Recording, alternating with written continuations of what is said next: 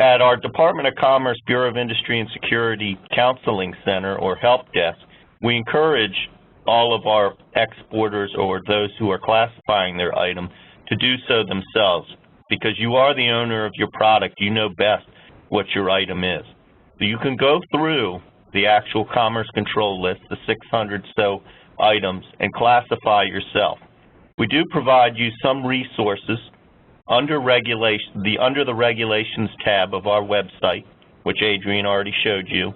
There is an alphabetical index of the Commerce Control List, which we've shown the first page here. What's very important about this list is that second line there, that this index is not an exhaustive list of controlled items. So everything that is in the Commerce Control List is not listed on here, but some of the more common classifications are. Well, how do you actually classify an article in the Commerce Control List? Well, the first thing you'll have to do is get technical information, technical description, if you can. And if you are the OEM, it's not that difficult to get that technical data or technical information. It is harder if you are, however, a distributor. And so you have to get some kind of technical information that can help you figure out which of the categories it falls in. If it falls in any of those categories, it may likely fall in the basket category of EAR 99, which means it's not specifically listed in those 9 categories. You have to look at, is it a part, is it equipment, is it material, is it software or technology? Again, we've got to try to figure out, where does it fall within a product group? Does it have special features such as encryption? All those different things can be very important to determining exactly where it falls. And to Jerry's point, oftentimes the description that's laid out in the eccn category is very technical. And so if you're a layperson, it tends to be very hard and complex for a layperson to interpret technical information related to a particular item, and so you'll probably have to get help. The other types of resources that are out there, we've mentioned previously, the Commerce Control List Index might help you. Interpretations that we mentioned previously in Part 770 and or definitions that we mentioned in Part 772. All of those are resources that could be of benefit. If you are a distributor, you can of course ask the manufacturer for technical information, and sometimes they may actually already have an eccn that they have classified or assigned for that particular item, and I would say that's great and that's very helpful. At the same time, you want to make sure that you trust but verify that you agree with that classification. Because, you know, a lot of times if people haven't had proper training, a lot of folks like to just kind of say, hey, it's EAR 99. Isn't everything EAR 99? In reality, not everything is. There are times that things actually are controlled. Other things to do in classifying an article, when you're looking at the Commerce Control List, what you should do is see if you can identify potential eccns that are on the list and determine which of those best describes the item.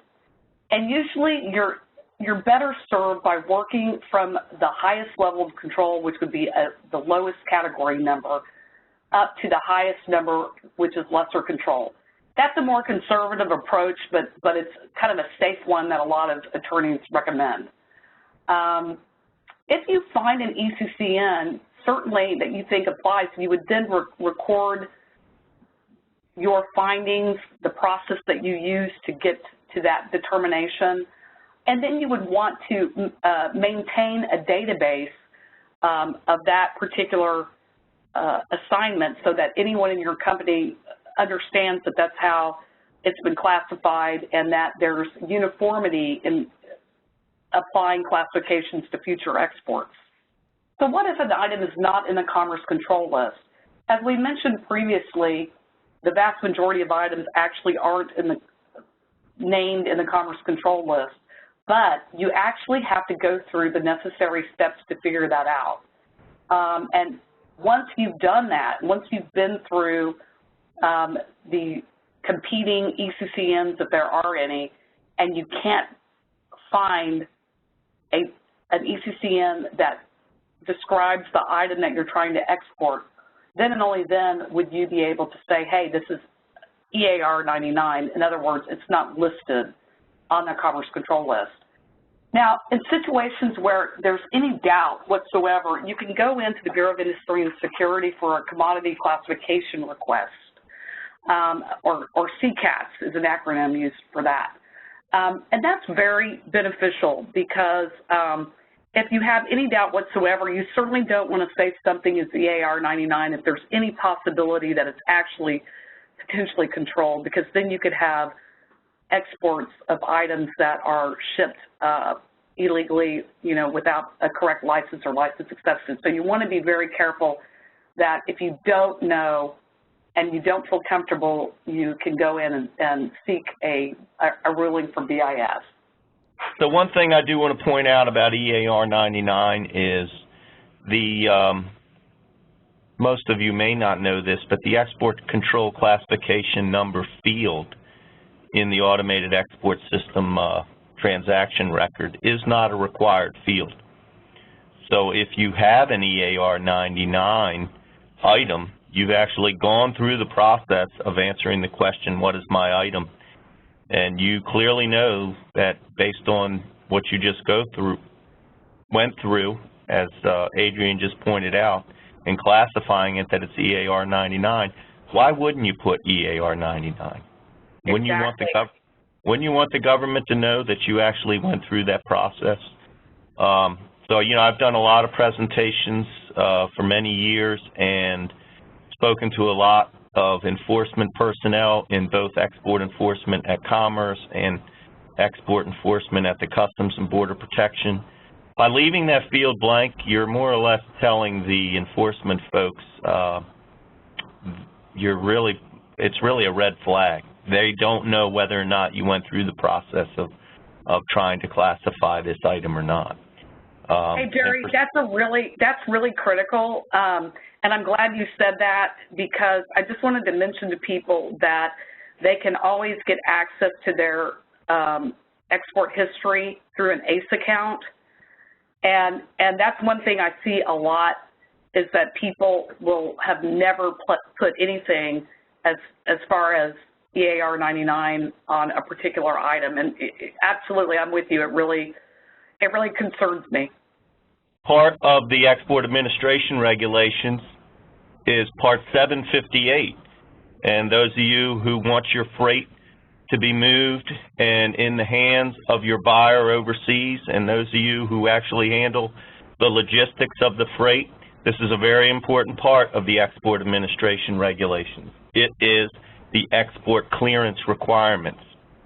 And when you are trying to get the actual permissions to export something out of the United States, you are, in most cases, going to have to file an electronic export information transaction through the automated export system, which is well defined in Part 758 of the Export Administration Regulations. The automated export system will require the authorized filer of the transaction to designate what type of shipment or movement of the shipment is occurring with the export. And you'll see from this slide that there are three types: a licensed export or a license exception export, that are transactions that are subject to a BIS license requirement. And then for all the other stuff, there are transactions that are not subject to a license requirement, and they are under the designation no license required. These are three commerce export designations. You will also note, if you are shipping out significant military equipment, you may also be subject to the International Traffic and Arms Regulations, which Adrian talked to, that are under the jurisdiction of the State Department, and also maybe one of the other 12 government agencies that has some kind of jurisdiction over an export, such as Drug Enforcement Agency or the Agricultural Marketing Service, et cetera. It's hard for a lot of people to get wrap their heads around that, you know, if you had technology, controlled technology in an email, you know, that actually could be considered an export, and you may have to get authorization for it. Some of the other things I wanted to point out that people often don't think about, but I've actually had in real-world examples, are hand carries. You know, hand carries on a plane.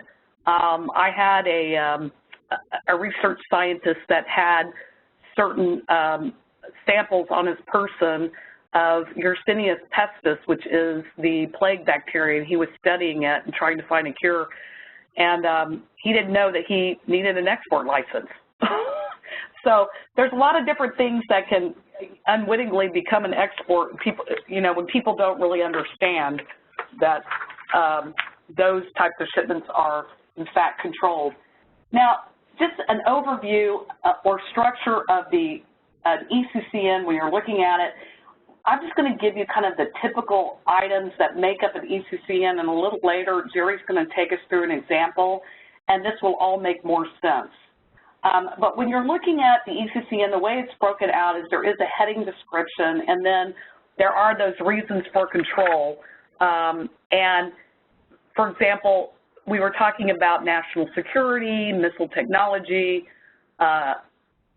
anti-terrorism, crime control, so on and so forth. So those would be specifically listed there. There would also be certain list-based exceptions, and by that we mean list-based license exceptions that apply to specific items that are listed in the eccn category. There could also be a breakout of related controls and then a list that identifies items that are controlled, but at the same time, specific language may also carve out what isn't controlled. So those are all things that you have to pay attention to when you're reading through. So this is the format of the export control classification number. And again, the export control classification numbers are on the Commerce Control List. They are 5-digit category, or 5-position category, and after that 5th position, you may also have sub-paragraphs to that as well. The first category, the first number is a category. Categories can range from 0 to 9. The second is an alphabetic character, which is the product, and the products can range from A to E. And then the third position is the control reason. And the control regions can go anywhere from 001 all the way up to 999. So let's take a look at the different ranges of these different products and categories. So under the categories, like I said, you have 10 categories, 0 through 9. Products, you have 5 products, A through E, whether it's a system, equipment, component, test, inspection, production equipment, materials, software, and technology. Now, it gets real interesting when you're determining a license requirement is when you are dealing in items that are under the product D and E. So many of the exports that companies have may not be tangible. So the automated export system requirements are that you file an automated export system electronic export information transaction for items that are tangible. However, you still may have a license requirement for a software or technology that is intangible. So please remember that. You still may have to come in and get you may have to apply for a license even though you do not have to file an automated export system transaction. And then the control reasons are listed here as well. And that's to show you, as I said before, that when we're working with our international partners, we're not doing this. We may come up with control items unilaterally, but we will also come up with them with bilat meetings as well as multilateral meetings as we negotiate these items in certain regimes, such as the missile tech regime or the Wassenaar regime, which handles the national security controls, or the Australia group, which handles the chemical and biological, and the nuclear suppliers group, where we negotiate the nuclear nonproliferation controls.